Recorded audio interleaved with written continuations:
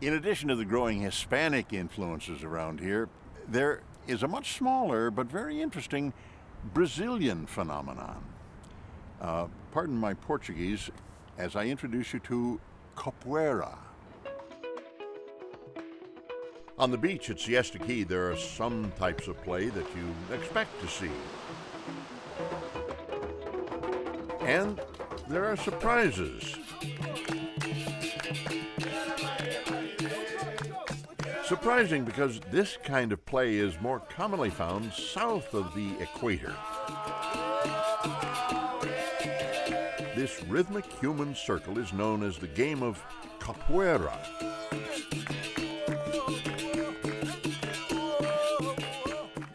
To witness the gravity-defying moves, one might wonder, is it a game, a dance, a martial art? Yes.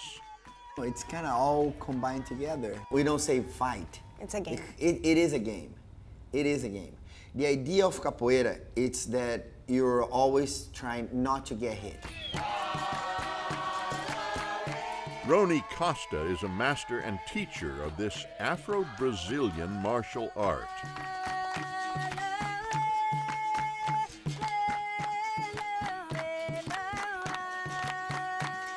There's nothing quite like capoeira ever, you know, because capoeira is the only martial arts that effectively uses music.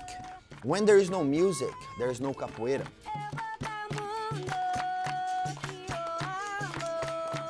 Rony learned capoeira while growing up in São Paulo, Brazil. People play capoeira over there in Brazil like they brush their teeth, you know. So it's a normal thing. Like you go to school, you go to work, you come back and you play capoeira. All right, I want to see a really good shopper. His wife, Sherry, a former Tampa native, started practicing in her early 20s. The couple met while living in California. New to the States, Rony was looking for a capoeira group, and he found it at the same place Sherry was taking lessons. I just saw her picture, I thought she was so pretty and everything. Now, like 3 months, we were already married. Yep. And that was 13 years ago. Yep. Weird, isn't it? Going on 14. Amazing, I know. In 1996, the Costas moved to Sarasota and opened the Capoeira Volta Mundo Academy. Today, they have more than 150 students of all ages. When we came here, people, you would say what you do, you know, we do capoeira, and people would go, capo what? You know, they had no idea what it was. Now, you know, pretty much like all over the town, people know exactly what we were talking about. 8-year-old Talon Pinkney started when he was 5.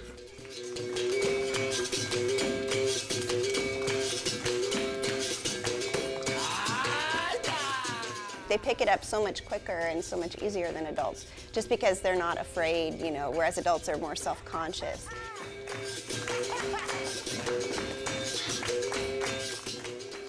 The history of capoeira is as colorful as the performance.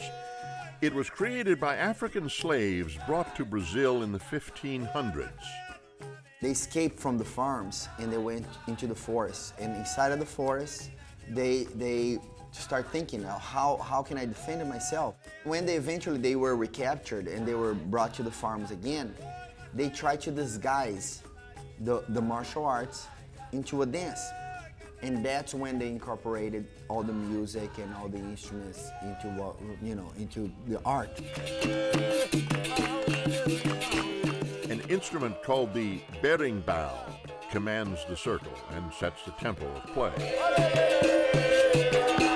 Players form a roda, which is Portuguese for circle or wheel, while opponents inside engage in play. The game is going to be quick. It's going to be quick because it's exhausting. If you get into the roda, which is the circle, and you play for, 30 seconds, you're tired. You're really tired. Capoeira is a celebration of Brazilian history, culture, and music. And it's a welcome ingredient to add to our wonderful melting pot of play here on the Gulf Coast.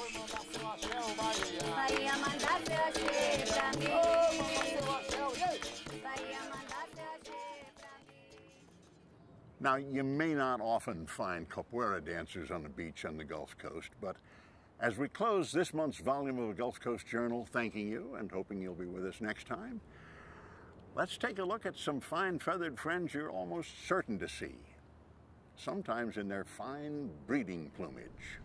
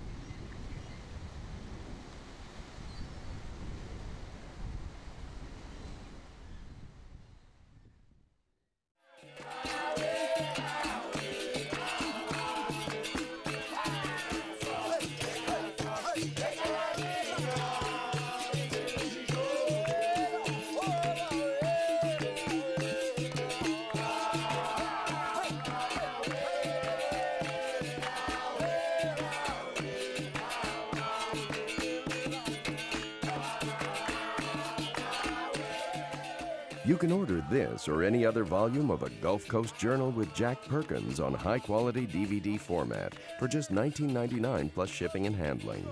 Call 1-800-354-9338 or visit our website at wedu.org.